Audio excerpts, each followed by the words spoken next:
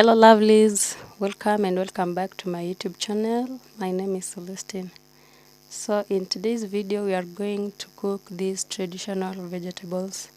In our language we call them miro, and then in Kiswahili we call them mito. I've forgotten the English name, but I'll just pin it on the screen so that you can know. So I'm going to cook these vegetables mixed with cowpeas leaves. So I usually like mixing them with cowpeas leaves. Cowpeas leaves is just kunde in Kiswahili here in Kenya. So these vegetables I've gotten them from my garden, but for cowpeas leaves I'll have to buy them. I don't have them. I planted, but now too much rains destroyed them. But now these ones, I think they survived that rain, because I know they also usually got destroyed by too much rains. So I'll buy the kunde from the market and then cook them together. So at this point I'm just making them, removing the leaves from those stems before I can cook them. And guys, guess what? I'm going to cook them with our traditional magadi, or the homemade magadi. I'm not going to cook them with the magadi that is usually bought from the market. So stay tuned.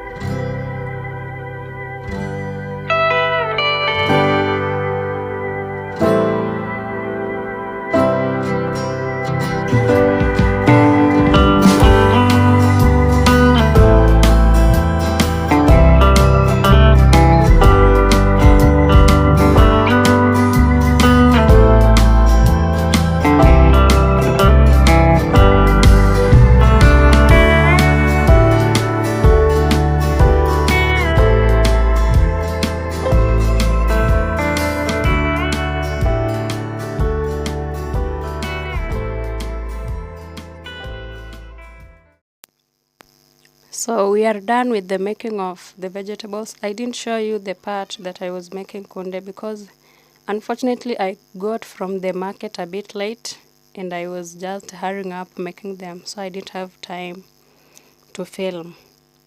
So this is the natural magadi that I was talking about, guys. We normally make it from ash, either banana peels or maize cobs or the waste from beans.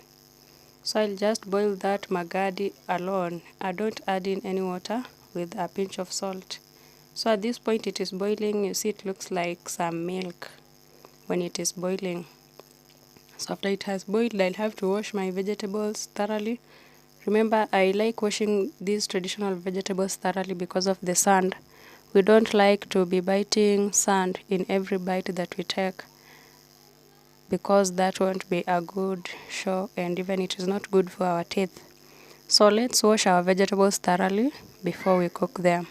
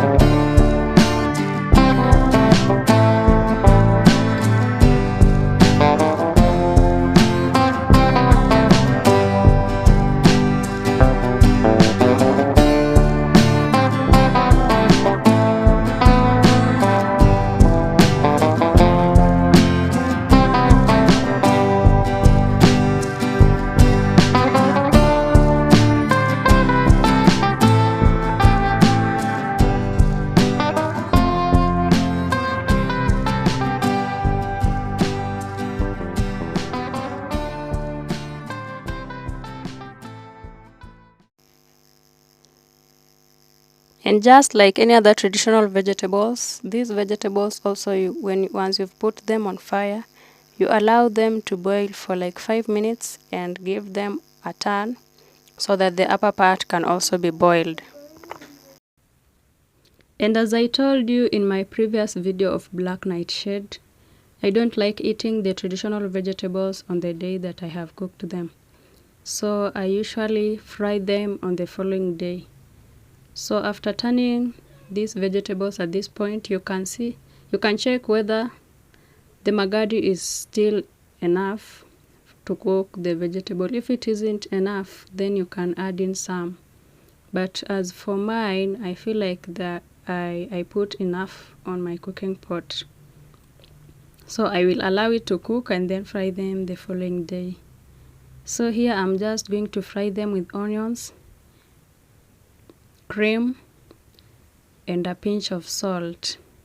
So remember, I boiled these vegetables with salt previously, so I'll just test whether the salt is enough or not. If it isn't enough, then I'll add in some more salt.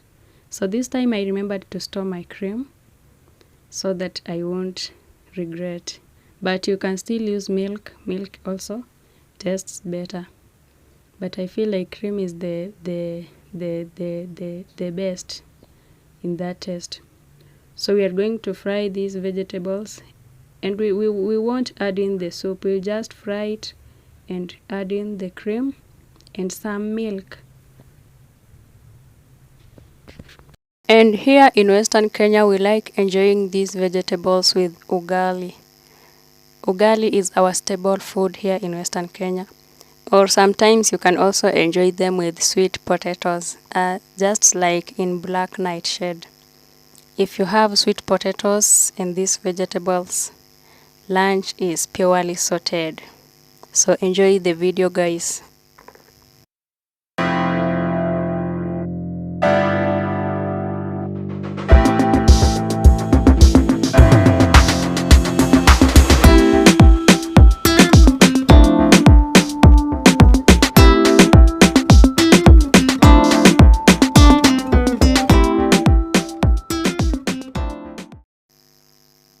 This is the final outcome after frying everything. Remember, I told you in my black nightshade the reason as to why I don't like frying my traditional vegetables with tomatoes. If you have not checked that video, kindly go and check it because you are missing a lot. So I hope you like what you are seeing. It was so delicious. I know you are watching it after we have eaten it. So I hope you also try this recipe and thank me later. Bye.